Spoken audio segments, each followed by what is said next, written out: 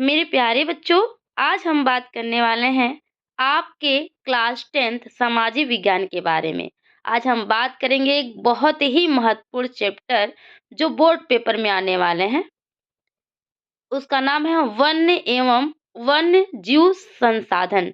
बात करें one means होता है जंगल एवं वन में जीव रहने वाले जो संसाधन है, जो हमारी आवश्यकताओं को या हमारी जो ज़रूरतों को पूरा करते हैं, उनके सुरक्षित कैसे रखा जा रहा है, उनके बारे में हम जानते हैं। तो एक विषय सूची के अंतर्गत क्या-क्या चीज़ें आएँगी, बात करें परिचय है उसका, भारत में वनस्पति जगत है और प्राणी जगत है।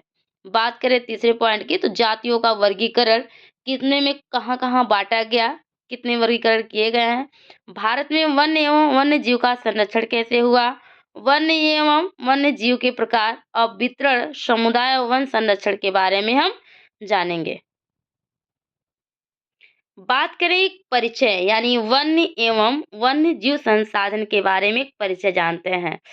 अब जानते हैं हमारी पृथ्वी एक ऐसा ग्रह है जिसमें जीव जंतु पेड़ पौधे सभी प्राणी जगत पाए जाते हैं। हमारी पृथ्वी पे हम एक सूक्ष्म जीवाणु और बैक्टीरिया जोंक से लेकर के वट वृक्ष और हाथी और ब्लू व्हेल से करोड़ों दूसरे जीवधारियों के साथ रहते हैं और यहाँ पे अत्यधिक जैव विविधता से भरी हुई है।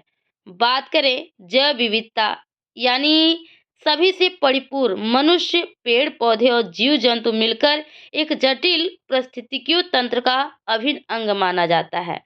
जिसमें बात करें मानव और दूसरी जीवधारियों एक जटिल पारिस्थितिकीय तंत्र का निर्माण करते हैं जिसका हम मात्र एक हिस्सा हैं और अस्तित्व के लिए विभिन्न तथ्यों पे हम निर्भर करते हैं। जैसे देखा गया वायु से हम क्या करते हैं, सांस लेते हैं। जल हमारी प्यास को बुझाता है। मृदा हमारे लिए अनाज और अन्य खाद्य उगाती है। वन्य जीव हमारा विविध प्रकार से उपकार करते हैं। तो हम इसको देखते हैं एक पौधे, पशु और सूक्ष्म जीव इनका क्या करते हैं, एक सृजन भी करते हैं। तो हम इस पे क्या करते हैं, उपभोक्ता के लिए आश्रित रखते हैं। ये प्रथम हमारे प्राथमिक उत्पादक करते हैं। बात करें तो एक परिचय के रूप में। अब बात करते हैं भारत में वनस्पति जात और प्राणी जात क्या है। तो हमारे जो पड़ोस में अनेक पेड़ पौधे हैं और जीव जंतु पाए जाते हैं, इनमें से कुछ अन्य क्षेत्रों के पेड़ पौधे और जीव जंतुओं से भी भिन्न होते हैं यानी अलग अलग होते हैं। तो जिसमें भारत के पूरे विश्व का सबसे जैसे समृद्ध देखा जाए जैव विविधता वाला देश कहा जाता है। यानी यह विश्व की समस्त जैव उपजातियों के लिए 8% लगभग 16 लाख संख्या पाई जाती है। इसमें विविध प्रकार के वनस्पति जात और प्राणी जात भी हमारे दैनिक जीवन में पूरी तरह बस चुके हैं। जहाँ हमारे पेड़ पौधे हैं और जीव जंतुओं का विनाश करके संसाधनों पर भारी दबाव बना चुके हैं। तो ये कहा जाए भारत में जैव विविधता के संदर्भ में पूरे विश्व की सभी देशों में से एक है, जहाँ उपजातियों की संख्या 8% बताई गई है और लगभग 16 लाख पाई जाती हैं। बात करें भारत में 10% वन्य है, वनस्पति जात है और 20% देखा जाए स्तनधारियों के लुप्त होने का खतरा है। क्योंकि कुछ तो ऐसे जीव जंतु हैं जो लुप्त हो चुके हैं और कुछ लुप्त होने के कगार पे हैं। इनमें से कई उपजातियां तो नाजुक अवस्था में हैं और लुप्त होने के कगार पे हैं। जैसे ये चीता है, गुलाबी सिर वाला बत्तख है, पहाड़ी कोयल है आदि शामिल है। ये ऐसे नाजुक हैं कि जो कभी भी ये लुप्त हो सकते हैं।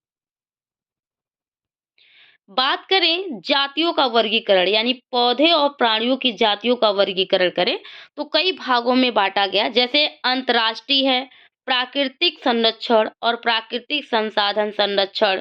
संघ ने पौधे और प्राणियों की जातियों को वर्गीकरण किया, कई भागों में से विभाजित किया गया है कि इसे सुरक्षित कैसे रख सकते हैं। तो पहला जो था सामान्य जातीय यानी समान प्रजाति के लोग, जैसे जातियाँ इनकी संख्या जीवित रहने के लिए समान मानी जाती है। जैसे पशु है, पेड़-पौधे हैं इत्यादि यानी जो जीवन है यानी जीवित हैं धरातल पे, जैसे गाय है, कुत्ता है, मानव है, ये सब ऐसे जातियों के जाति हैं जहाँ ये जीवित पाई जाती हैं, ठीक है? बात करें दूसरा तो ये संकटग्रस्त जातियाँ हैं।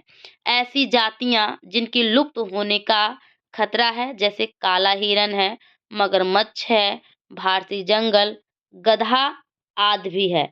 तो ये सारे देखा जाए तो ये संकटग्रस्त है, जिसका लुप्त होने का खतरा तो है जीवन में, लेकिन ये विषम संकटमय परिस्थितियाँ उत्पन्न होती रहती हैं। इनका जीवित रहना बहुत ही कठिन प्रतीत होता है, क्योंकि इनकी संख्या बहुत ही कम पाई जाती है। और देखा जाए उदाहरण के रूप में शेर पूंछ वाला बंदर भी है, जहाँ ये सबसे ज़्यादा मणिपुर हिरन इसी प्रजाति के उदाहरण माने जाते हैं।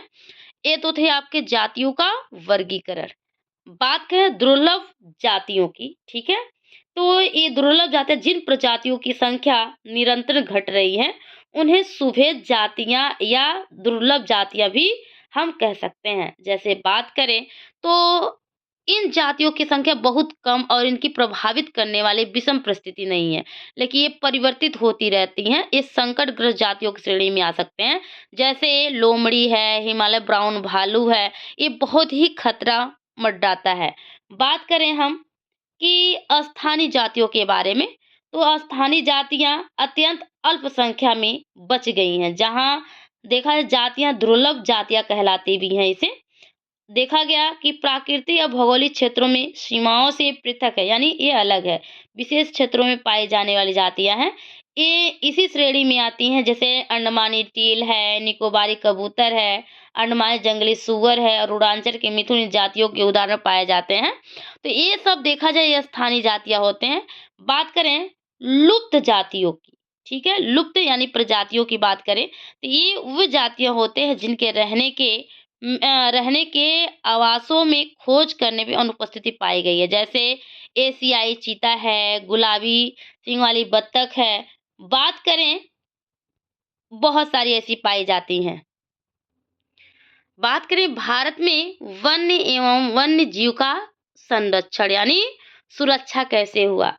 तो हम बात करते हैं पर्यावरण की सुरक्षा की दृष्टि से हम देखें तो वन्य जीवों का संरक्षण उपाय करना आवश्यक है। भारत के संबंध निम्नलिखित उपाय किए गए हैं। तो देखा गया कि पहला जो था संरक्षण से पारिस्थितिकी तंत्र विविधता बनी रहती है और तथा हमारे जीवन में संसाधन जो है, जो हमारी आवश्यकताओं को, जो हमारी ज़रूरतों को पूरा करा जैसे जल है, वायु है और मृदा बने रहते हैं सही तरीके से। बात करें हम दूसरे पॉइंट की, तो जो पर्यावरण के संरक्षण ने राष्ट्रीय वन जीवन सुरक्षा कार्यक्रम पुरजोर मांग पर भारतीय वन जीव अधिनियम चलाया 1972 में लागू किया, जिससे वन्य जीवों की आवाज संरक्षण के लिए प्रावधान दिए गए। इस कार्यक्रम का उद्देश्य था कि बची हुई जो संकटग्रस्त जातियां हैं उसको बचाया जा सके, जिसका शिकार न हो सके, प्रतिबंध लगाया जा सके। वन्य जातियों को आवासों का कानूनी रक्षण किया जाए, जहाँ पे जंगली जीवों को बचा करके शिकार प्रतिबंध कर दिया जाए। वहाँ पे वन्य जीव आवास कानूनी रक्षण किया जाए, जहाँ जीवों पर व्यापार किया जाए, यानी उस पे रोक लगा दिया जाए, तभी ये सुरक्षित रह पाएगा। बात करें केंद्रीय सरकार ने कई ऐसी परियोजनाओं को भी घोषणा की, जिसका उद्देश्य था कि जो गंभीर खतरे में पड़े हुए कुछ विशेष वन प्राणियों का रक्षण प्रदान करता है। इनकी प्राणियों में जैसे बाघ है, एक सींग वाला गैंडा है, काश्मीरी हिरन है, मगरमच्छ है, घड़ियाल है, एशियाई सिर वाला अन्य प्राणी शामिल हैं। तो इस परियोजना के अंदर उनको रखा गया। बात करें 1973 में जब भारत सरकार ने बाघों के संरक्षण के लिए प्रोजेक्ट टाइगर की शुरुआत की, तो उनका उद्देश्य था कि बाघ जैसे जो संकटग्रस्त जाति को क्या होगा, बचाना होगा।